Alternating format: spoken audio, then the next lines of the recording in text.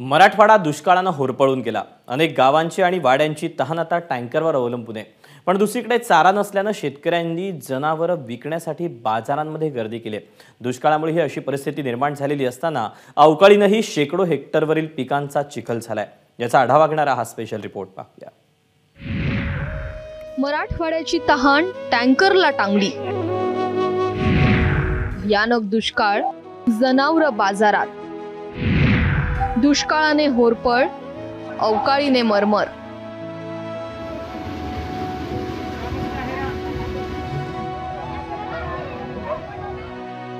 ही धडपड आहे घोटभर पाण्यासाठी।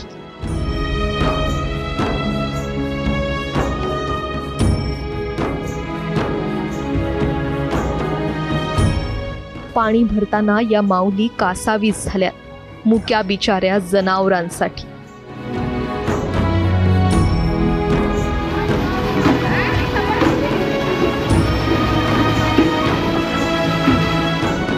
माणसांचा घसा कोरडा पडलेला असताना विहिरींचाही जीव तळाशी पोहोचलाय। बाया बापे आणि लेकरं सुकलेला घसा घेऊन घामेजल्या अंगानं घोटभर पाण्यासाठी धावाधाव करतात।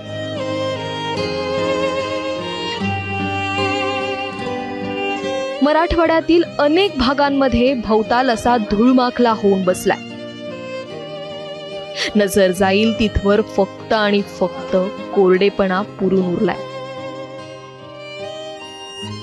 रात्र रात्र जागून पहाटे किंवा भल्या सकाळी टँकर येईल या आशेनं आणि तांबरल्या डोळ्यांनी जथ्थेच्या जथ्थे गावांच्या वेशीवर बसलेले दिसताय। हिंगोली जिल्ह्यात दुष्काळाचा विळखा इतका गंभीर बनलाय की 81 ठिकाणी विहीर आणि बोरवेल्स अधिगृहीत करण्यात आलेत।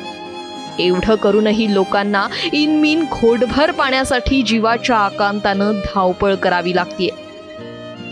मी सध्या हिंगोलीच्या अंधारवाडी नावाच्या गावामध्ये उभा आहे। हिंगोली शहरालगत असलेले हे गाव आहे। या ठिकाणी टँकरच्या माध्यमातून या गावाला पाणी पुरवठा केला जातो। टँकरने पाणी एका विहिरीत सोडलं जातं आणि विहिरीतलं पाणी शेंदून घेण्यासाठी ही ग्रामस्थांची गर्दी आपण या ठिकाणी बघू शकता।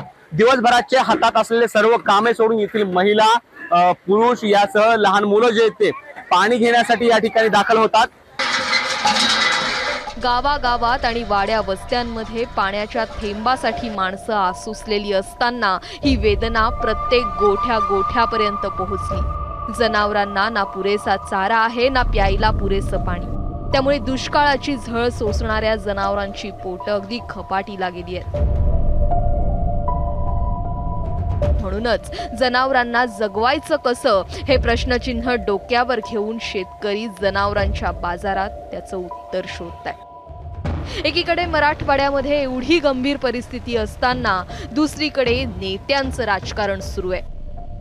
महसूल मंत्री म्हणतात मुबलक चारा आहे, तर त्यांच्याच पक्षाचे आमदार प्रशांत बंब जनावरांसाठी छावणी सुरू करतात।